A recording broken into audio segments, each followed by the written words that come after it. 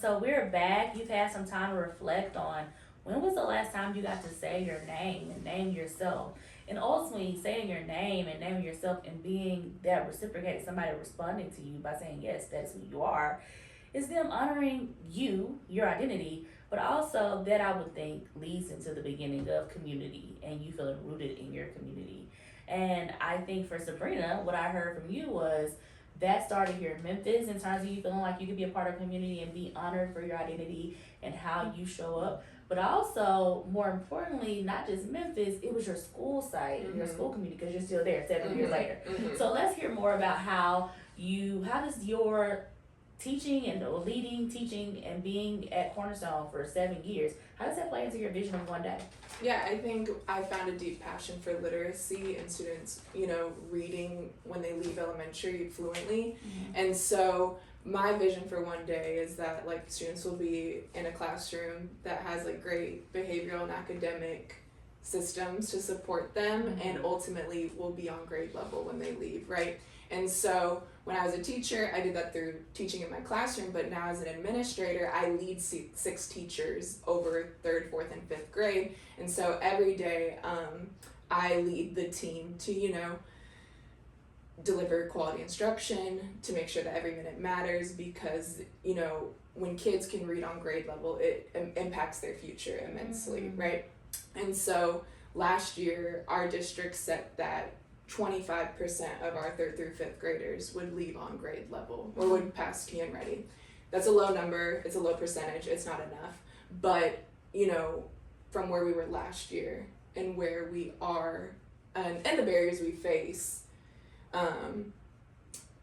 I saw that like 25% meant 70 kids in our school would be on grade level, and the team accomplished that goal. And it's not just my work but the teachers, and also I credit Miss Ebony Jones, who's like my mentor, who's my principal. She has shaped me in the classroom when I was under her, but she's also shaped my leadership skills as like leading a team for the first time. And to meet that goal was like the work, right? Like when we met that goal, when we got the results over the summer that we got 25% and we met the district goals, like to me, I felt like that was the work for that moment, but it just keeps getting bigger, right? Like this year, our district said 30%, and I do have a vision of where like it's 100% of kids can read on grade level. Yes. And so that's at my school level, and it's small, and it's not enough yet, but I believe I know because when I first started there, it was like 5% of kids were on grade level. And now even to get to 25 is great. That's and just amazing. to see where it's gonna build. Yeah. And so when I think about, one day could be like now in the future, right? So I'm like short term, like to meet these small incremental goals. Yeah. Long term, I want to just I've enjoyed teacher development so far, and so yeah, I think that's like the work, and I continue to do it by staying in the school setting. Like I just feel like I'm not ready to leave yet. There's so much to learn and experience still. Like I only taught 5 years and then transitioned into administration. I just think there's so much more to learn, but I would say just like staying in the K-12 setting is the work. Honestly, that is the work. And I think about, it's definitely a big chunk of the work when you think about if one day all kids will have access to excellent education or quality education, as we think about our vision for Teach for America, then we gotta at least have some amazing teachers and school administrators and to be in the building to get us from 5% to 25% to 30 to 100 one day reading on grade level, because we do know that if kids are not able to read and are not on par by third grade, so many other things happen in terms of the school to prison pipeline, in terms of a lot of other aspects go on with the rest of their life just from their third grade reading. And so if we don't make sure that our babies can read, and just not even thinking about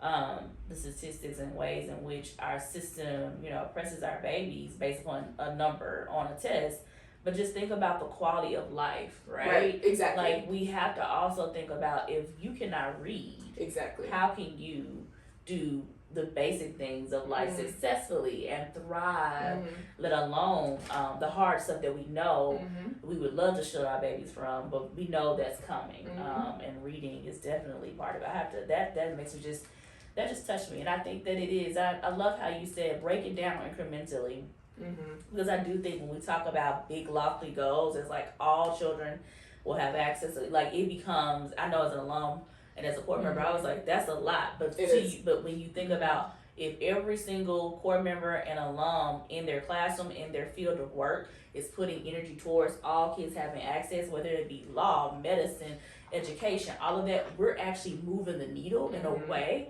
that is hugely impactful, and that does again build a new society, because I'm assuming to do those things requires a different level of thinking, love, and care for our babies and our parents and our community members. So I think that's amazing. And 25%, shout out Ebony. Yeah, she's great. Yes, shout out, yes, because I do think it takes a village to raise a child, but it takes a village to help us as teachers as well. Yeah, and I'm excited. I'm about to go on maternity leave, but for this year, 5 out of 6 of my teachers from last year returned, and we think about like teacher retention and how that impacts. Come on So now. like the teachers, yeah. And so I'm excited for this year, and I think, just moving closer to one day, I think going from 25 to 30 will be exciting, and then what could come next. Exactly.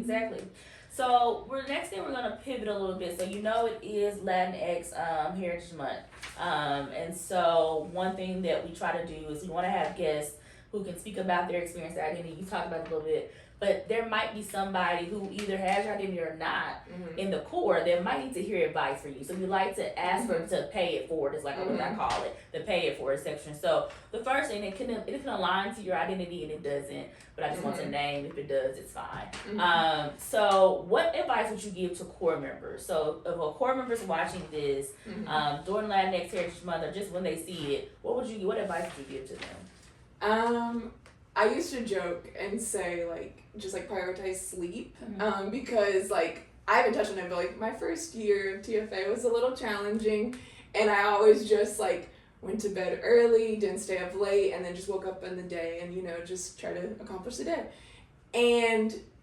But in that, and not trying to be funny, is that I think you can find your passion even in difficult times. And so what feels maybe this is really hard work emotionally, physically, to be in the classroom, that you might find what you think you weren't going to be interested in, your life could change. I just never envisioned myself staying in Memphis or education longer than 2 years, and I'm here and I love it and I don't see myself leaving. So just always be open to the possibilities. I feel like TFA will set you up to explore that and support you in that. And so I found a lot of great community in TFA Memphis. A lot of my friends that I met here are still my friends. I've been a bridesmaid in weddings for TFA core members, and so really leaning into that, I had a very positive experience. I love that.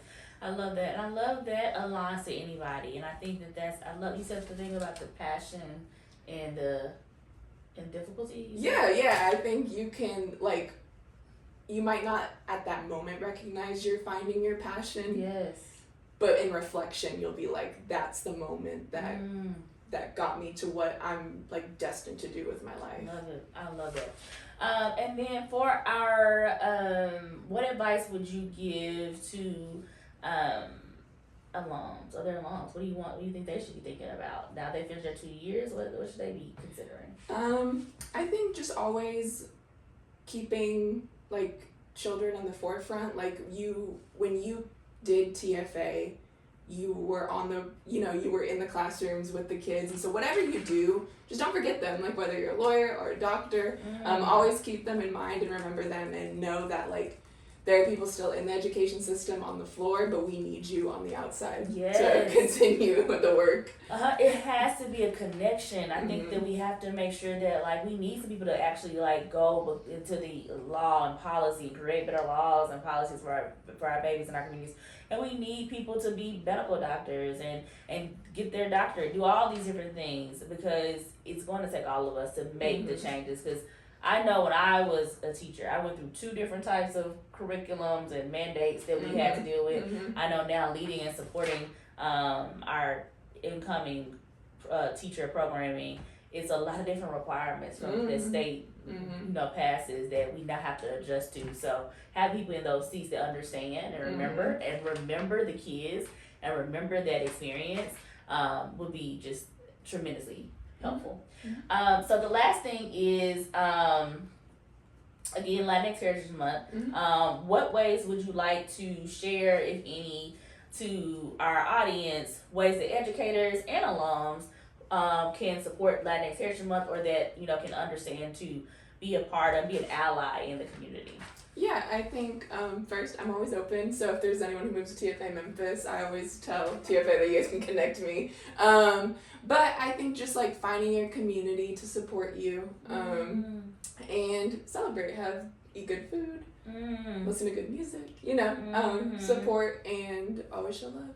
Always show love. I think that's really good. And I think that's something important. I think the biggest thing when we talk about Heritage Months is, I think what you're leaning into is like love means learning. And so that means like if this is your first time hearing about it, again, there's going to be an email from James and myself about activities.